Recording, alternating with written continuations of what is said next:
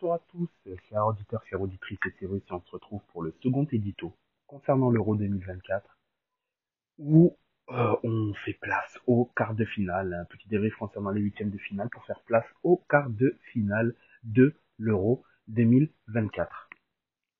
Alors, récapitulatif au niveau des huitièmes de finale, l'Espagne qui bat la Géorgie 4-1, l'Allemagne qui bat le Danemark 2-0, le Portugal qui bat la Slovénie au penalty, la France qui bat la Belgique 1-0, la Roumanie qui se fait éliminer par les Pays-Bas perdant 3-0, la Turquie qui gagne l'Autriche 2-1, l'Angleterre qui gagne la Slovaquie 2-1, la Suisse qui gagne l'Italie 2-0. Tout d'abord, en termes de résultats, en soi, je ne trouve pas qu'il y ait de surprise.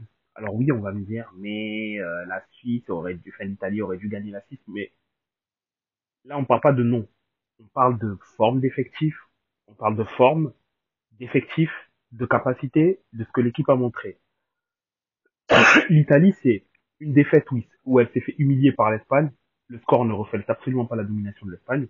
Un match nul miraculeux sur une frappe de Zaccagni à la 95e minute et une victoire contre l'Albanie, un adversaire prenable. On connaît leurs faiblesses. On sait que globalement Donnarumma est très bon en sélection, pas de souci là-dessus.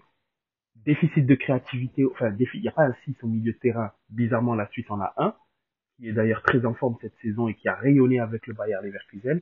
Et devant, c'est très compliqué pour l'Italie. Et ça ne date pas d'aujourd'hui par contre. La Suisse, elle, par contre, avançait avec quand même plus de certitude. Un peu plus de certitude, hein. Match nul contre l'Allemagne, contre l'Écosse aussi, un match nul où c'est un peu... Mais elle a gagné contre la Hongrie. Et la Suisse, on l'a vu notamment sur le dernier Euro, elle est capable de faire des gros résultats. Concernant le fait qu'elle avait éliminé l'équipe de France, notamment grandissime favorite de l'Euro 2020. Et donc que la Suisse batte l'Italie, moi ça ne me choque absolument pas, c'est tout à fait logique. C'était tout à fait possible qu'ils le fassent, et ils l'ont fait. L'Autriche, la Turquie, moi ça ne me choque pas non plus, parce que la Turquie c'est quand même une équipe qui a du matos, qui a la capacité de pouvoir faire des bonnes choses, donc ils pouvaient le faire. C'était un 50-50, mais que l'Autriche ou la Turquie gagne, moi ça ne me choque pas, parce que les deux ont la capacité de pouvoir faire des choses. Après, on peut dire oui, mais l'Autriche a terminé premier de son groupe, donc forcément, dans un groupe, il y avait la France et les Pays-Bas. Oui, c'est vrai. C'est vrai que c'est une très belle performance que l'Autriche a effectuée. Mais c'était un match-up assez équilibré, où ça aurait pu tourner pour l'un comme pour l'autre. Là, ça tournait en faveur de la Turquie. En soi, ce n'est pas étonnant, puisque l'un pouvait, comme l'autre pouvait le faire. Les deux pouvaient le faire. Ensuite, sur les autres résultats, oui, que le Portugal ait galéré autant contre la Slovénie, c'est étonnant, mais au final, ils ont gagné. Donc, hein. Et pour le reste, non, il n'y a aucune surprise. Vraiment, aucune surprise. Les meilleures équipes ont gagné et ça donne donc en quart de finale Espagne-Allemagne, Portugal-France, ensuite Pays-Bas-Turquie le samedi et Angleterre-Suisse. Donc Portugal-France, ce sera vendredi à 21h, Espagne-Allemagne, vendredi à 18h. Angleterre-Suisse, samedi à 18h, Pays-Bas-Turquie, samedi à 21h.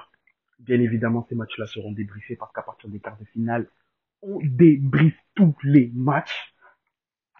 Et en, en soi, on aura de très belles rencontres. Je trouve quand même que ce sera beaucoup plus doux.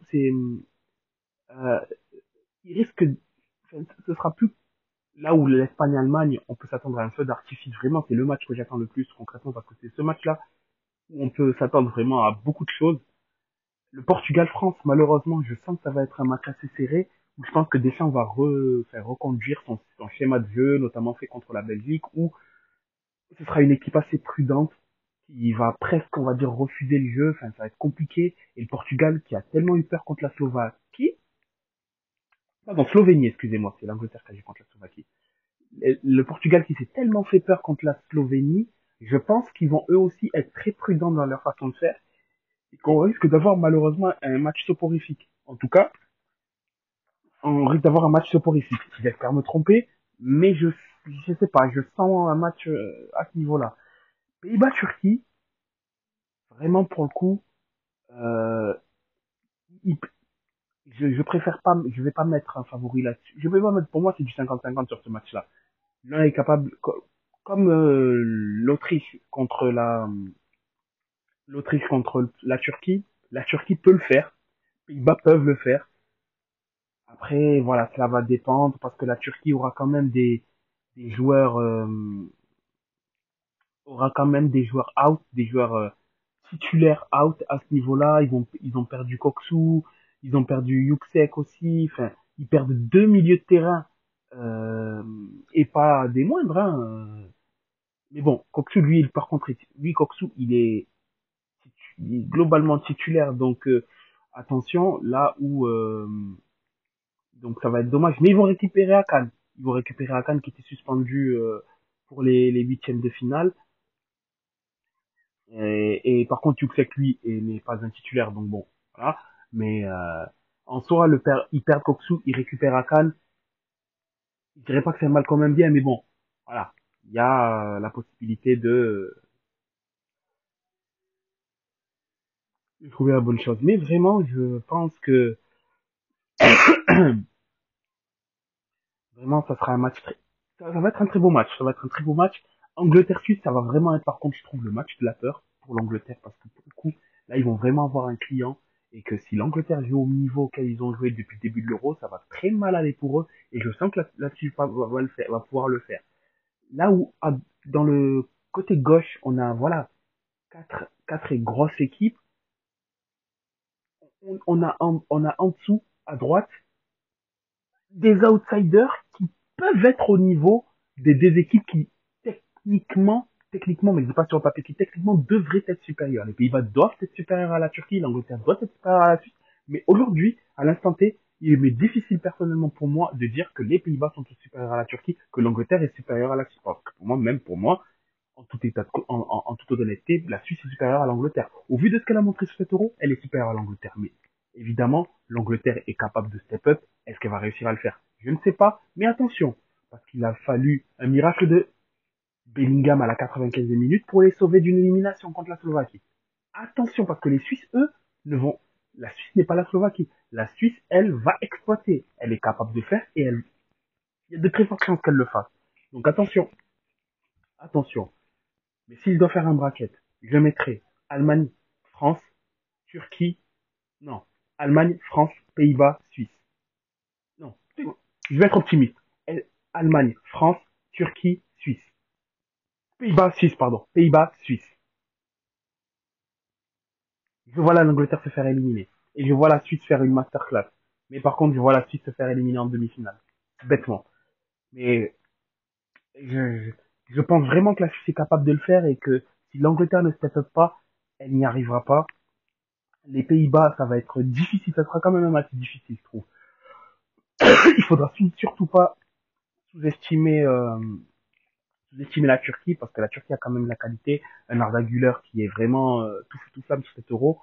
Protégé quand même sur son temps de jeu, mais tout feu tout flamme lorsqu'on lui donne la chance. Portugal-France, je vois quand même la France réussir à se qualifier pour je ne sais quel miracle. Et Espagne-Allemagne, je pense que l'Allemagne va aller très loin sur son euro. Et donc, j'ai confiance en eux.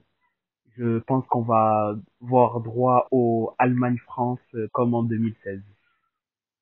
Là, par contre, ce sera l'Allemagne qui sera à domicile, pas la France. Mais je pense qu'on aura le droit à cette revanche Allemagne-France.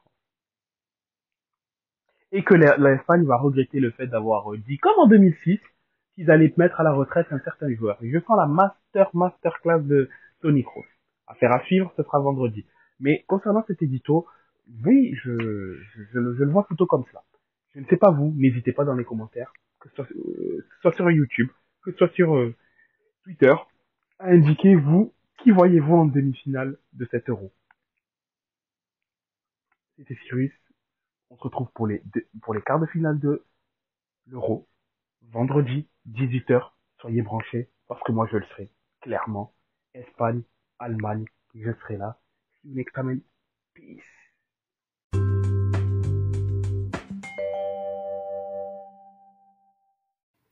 Afin de nous suivre sur les différents réseaux sociaux, vous pouvez aller sur Facebook, La Table Ronde, sur Twitter, La Table Ronde 777, sur Instagram La Table Ronde, 2 fois tiré du 8.